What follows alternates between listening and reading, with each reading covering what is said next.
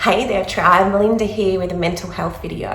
I want to share with you some sciencey stuff today and talk about the blood-brain barrier. So the blood-brain barrier is, it's basically a barrier that stops things from the blood entering into the brain that shouldn't be there. So it's kind of got like a little bit of, they're called tight junctions, and it's stopping things from getting into the head that shouldn't, like toxins and pathogens and white blood cells as well. Because if they go up there, they might start to attack the tissues of the brain and all things are going to go a little wacky on us. So it's there to protect us from those things, and then it allows the nutrients we need for our mind, for our brain to come through, and then bigger molecules like your glucose actually come onto transporters, and then they're allowed to seep through as well, because glucose is one of the most important things for the brain to function.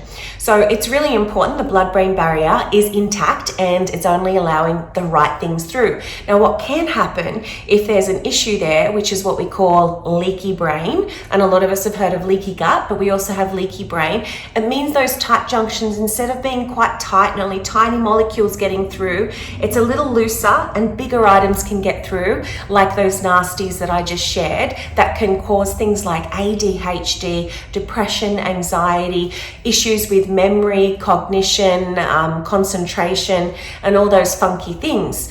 Now, what usually causes this is issues with the gut.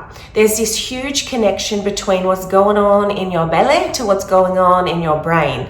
So science is showing us that those same tight junctions are in our gut, and they'll then leak and allow things to get into our bloodstream that shouldn't be there. And we have issues with glutamate. There's high levels in the body, or we're eating too much wheat or gluten for our body type, or even dairy, and we're creating inflammation in the gut. And it's also to do with the hormone levels, because they play a big part. That a lot of our serotonin, majority of our serotonin, is created and synthesized in the gut. So we need to be very mindful of gut health in order to protect our brain health.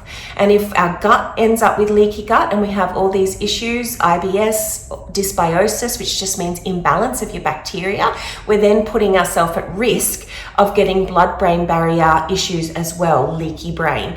So it's not just about, do your yoga, do your meditation, exercise.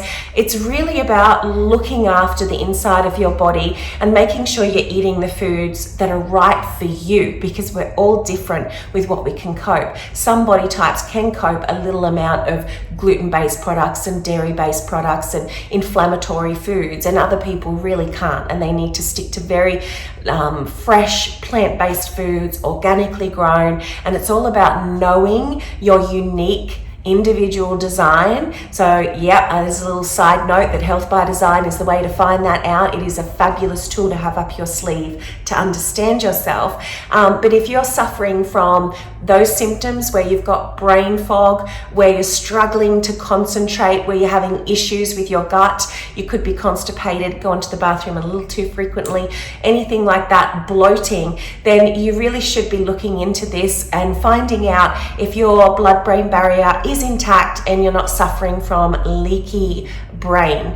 I hope that was helpful for you guys. I find all this stuff is absolutely fascinating. You can get more information on this. There's an amazing paper written up by Harvard University. So if you just Google leaky brain or blood-brain barrier Harvard, there's a great article that they've got up that I found very interesting. So you can learn a little more about it right there. For now, I'll check you later. Ciao.